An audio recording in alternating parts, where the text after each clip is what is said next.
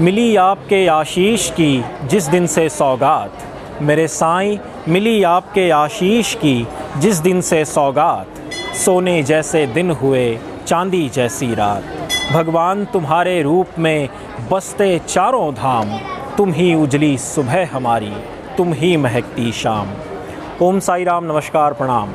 मैं सचिन माधव सुपेकर आप सभी का साईं के दीवाने चैनल पर एक बार फिर से हार्दिक स्वागत करता हूं।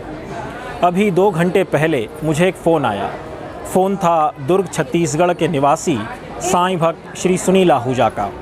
उन्होंने कहा कि मैं अभी शिरडी में हूं और आपसे मिलना चाहता हूं, क्या हम मिल सकते हैं। उन्हें आज ही रात को वापस भी निकलना है, तो मैं तुरंत यहाँ मंदिर परिसर में आ गया, क्योंकि पिछली बार भी जब वे शिरडी आए थे अपनी फैमिली के साथ, तब भी उनकी बड़ी इच्छा थी, लेकिन चूँकि कोई संपर्क नहीं था तो मुलाकात भी नहीं हो सकी थी।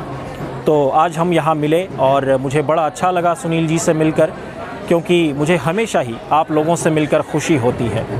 बातों ही बातों में सुनील जी ने 20 साल पहले जब वे पहली बार शिरडी आए थे अपने परिवार के साथ, तब का अपना एक अनुभव साझा किया, और मैं चाहता हूँ कि आप भी उनका ये सुंदर अनुभव सुनें।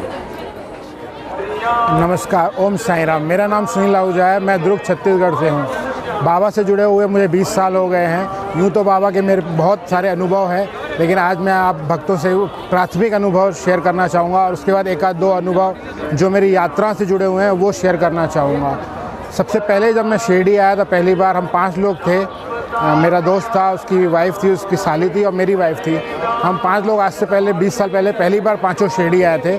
हमको कुछ भी नहीं पता था। 20 साल पहले इंटरनेट नहीं होता था, वाईफाई कुछ भी नहीं होता था, तो हमको पता नहीं होता था कि कहाँ उतरना है, कहाँ रुकना है, बाबा से कैसे दर्शन करने हैं, कैसे मिलना है, हमको कुछ भी नहीं पता होता था। तो हम पाँचों पूरे रास्ते में बस यही सोचते हुए आ रहे थे कि कैसे भी बाबा अच्छे से हमारे दर्शन हो जाए, सब यात्रा सफल रहे। हमारी पाँचों के मन में यही भावना थी।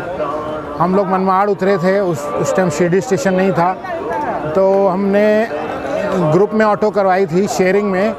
तो उस ऑटो में 6 सीटर की जगह थी, पर हम 5 लोग थे, एक व्यक्ति कम पड़ रहा था, तो हम 10-15 मिनट वेट करते रहे एक व्यक्ति का।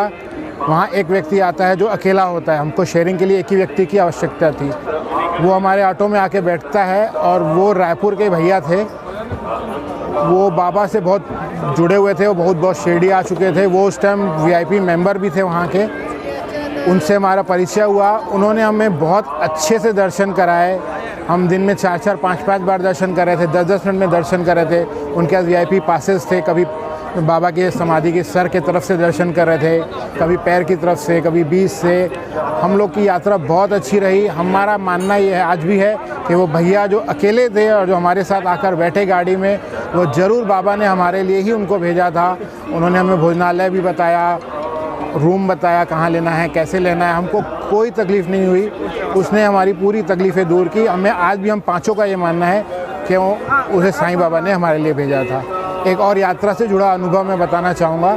पिछले 20 वर्ष से मैं हर गुरुवार साईं मंदिर जाता हूँ, उसको गैप नहीं करता हूँ, चाहे मैं किसी भी शहर में रहूँ, दुर्ग में रहूँ, मैं दुर्ग से हूँ, या कहीं भी रहूँ, तो मैं वो गैप नहीं करता हूँ, और वो उसमें मेरी मदद बाबा खुद करते हैं। एक बार ऐसा हुआ था कि मैं बुधवार की रात को निकला था बेंगलोर के लिए, तो 9:30 बजे गुरुवार रात को बेंगलोर ट्रेन पहुँचनी थी।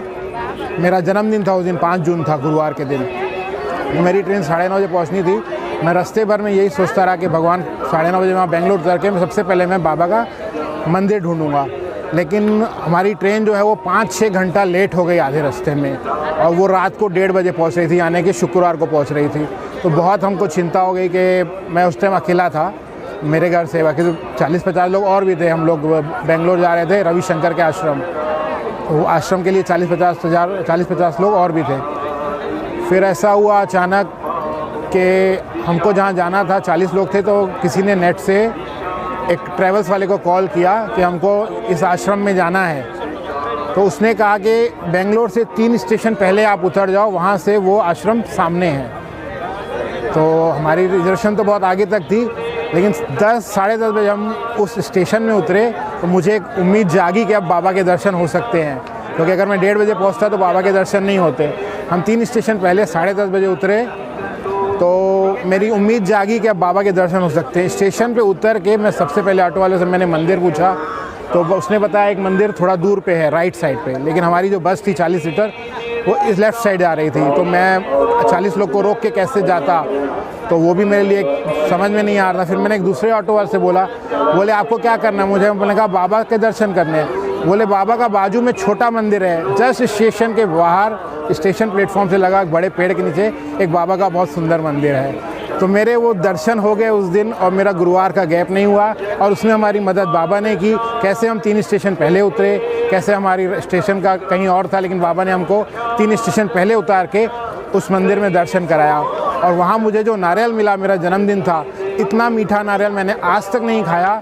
वो बाबा का मेरा जन्मदिन का तोहफा था, बहुत मीठा नारियल था।